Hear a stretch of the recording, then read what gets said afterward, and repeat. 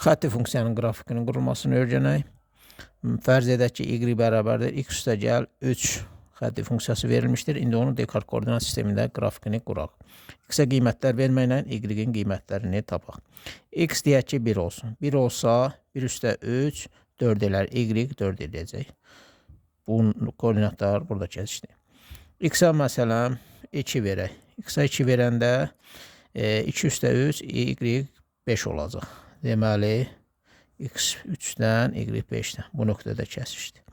3 versək, 3 üstə 3, 6. Y 6 olacaq. Bu nöqtədə 4 versək, 4 üstə 3, y 7 eləyəcək. Bu nöqtədə kəsişdilər.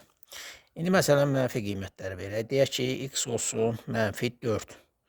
Mənfi 4 olanda, mənfi 4 üstə 3, müsbət, mənfi 1 edir. Onda bu nöqtədə kəsişəcək. Məsələn 6 verək. Mənfi 6 verəndə mənfi 6 üstə 3 y olacaq mənfi 3. Mənfi 6 versək y olacaq mənfi 3. Bu nöqtədə. Və s. Nöqtələri tapmaq olar kifayət qədər. Amma düz xətt üçün bu qədər nöqtə bəs edər. İndi bunları düz xətlə birləşdirək. Birləşdirsək müsbət istiqamətdə də sonsuzluğa, mənfi istiqamətdə də sonsuzluğa gedəcək. Y bərabərdir x üstəgəl 3 funksiyasının qrafikini almış olduq.